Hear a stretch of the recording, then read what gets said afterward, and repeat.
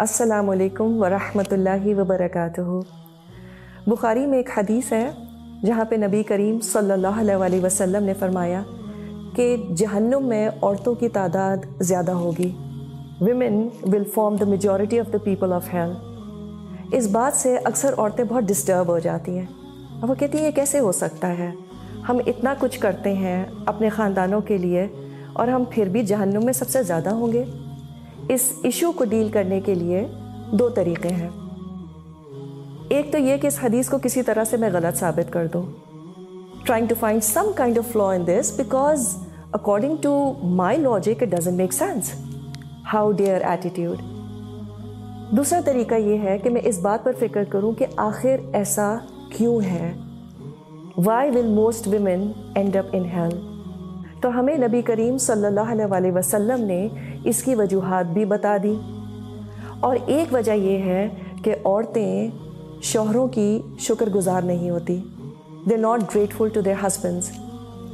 अब सवाल ये पैदा होता है कि किस बात का शुक्र, ये कि वो मुझे मारते नहीं हैं दूसरे मर्दों की तरह, या मुझे सुबह शाम खाना खाने को देते हैं, मुझे कपड़े बनाने देते हैं, ये तो सब मैं खुद ही अफोर्ड कर सकती हूँ। क्या मुझे जहन्नुम में इसलिए फेंका जाएगा? तो फिर मैं क्या कर सकती हूँ। सवाल ये पैदा होता है कि क्या आपके शौहर सिर्फ एक ब्रेड विनर की जिम्मेदारी ही पूरी करते हैं? क्या उन्होंने कभी आपकी परेशानी में आपको अच्छा मशवरा नहीं दिया? क्या उन्होंने कभी आपकी बीमारी में आपका सर नहीं दबाया, आपका ख्याल नहीं रखा?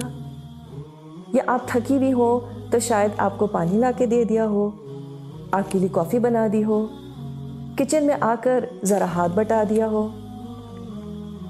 कुछ नहीं तो साथ आकर खड़े हो गए हो just to give you company. बच्चे जब तंग कर रहे हो तो उनको समझाया हो कि देखो मामा does a lot for you, be nice to her. शायद बीच रात में कभी आपकी तबीयत ख़राब हो गई हो और वो उठकर फार्मेसी से आपके लिए दवा ले आए हो। शायद घर की कभी उन्होंने ग्रोसरी कर दी हो, और ये भी हो सकता है कि एक आध दफ़ा ग्रोसरी बैग में से आपकी फेवरेट चॉकलेट निकल आई हो। क्या कभी ऐसा नहीं हुआ कि घर में खाना होने के बावजूद उन्होंने कहा हो चलो let's go out for dinner? क्या ये कभी नहीं हुआ कि घर की छोटी मोटी चीज़ें, कोई नल का ख़राब हो गया हो और उन्होंने अपना आधा संडे उसको ठीक करने में लगा दिया हो? और क्यों? क्योंकि आपको परेशानी हो रही थी। And I can keep going on and on. हाँ, ये बिल्कुल हो सकता है कि ये तमाम बातें आपके शौहर ना करते हों, सब शौहर इतने एक्सप्रेसिव नहीं होते।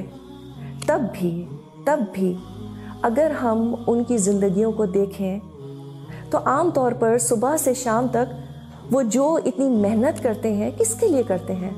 और क्या ये आसान है? हम कहते हैं सब मर्द करते हैं, what is the big deal? अगर हमारे शौहर हमें कहीं ये कह दें कि what is the big deal, सारी औरतें बच्चे पैदा करती हैं, उठो एंड गेट गोइंग, हमें तो लिटरली आग लग जाए, रोना धोना और पता नहीं किस किस को फ़ोन कर डालें कि इनको तो मेरी कदर ही नहीं है। तो मर्द पत्थर के नहीं बने होते, उनका सुबह से शाम तक काम करना इज़ अ बिग डील। और हमें करना भी क्या है अपने आप को जहन्नुम से बचाने के लिए? एक लफ्ज़ अप्रिसिएशन का, थैंक यू सो मच, बस that's all Allah aspects from us. जब वो घर आते हैं तो चाय पूछ ली, कुछ प्लेजेंट बातें कर ली, कभी कभी कुछ भी करने की ज़रूरत नहीं होती, बस अपना सारा काम छोड़ के ज़रा हाल हुलिया ठीक करके उनके पास बैठ जाएं जाकर। और इसकी आदत बच्चों को भी डालें। कभी माएँ पिकनिक वगैरह पर अपने बच्चों के साथ क्रिकेट खेलने की कोशिश करती हैं, तो मैं तो एटलीस्ट अपने बच्चों को कहती हूँ देखो ईजी बॉल कराना please. Allah Subhana Tala is so merciful to us women, he knows us too well, sometimes he gives us such easy balls to play. मगर हमारा सारा फोकस किस बात पे होता है? But why. थोड़ा सा ज़रा हाउ भी देख लें। It can't get easier than this. And to think of it, Allah ने छोटी छोटी बातों में हम औरतों के लिए इतने बड़े बड़े रिवॉर्ड्स रखे हैं। अल्लाह को ट्रस्ट करके तो देखें। It's all about how we perceive his commands. So the trick is to forget about why and focus on how. It doesn't get simpler than this.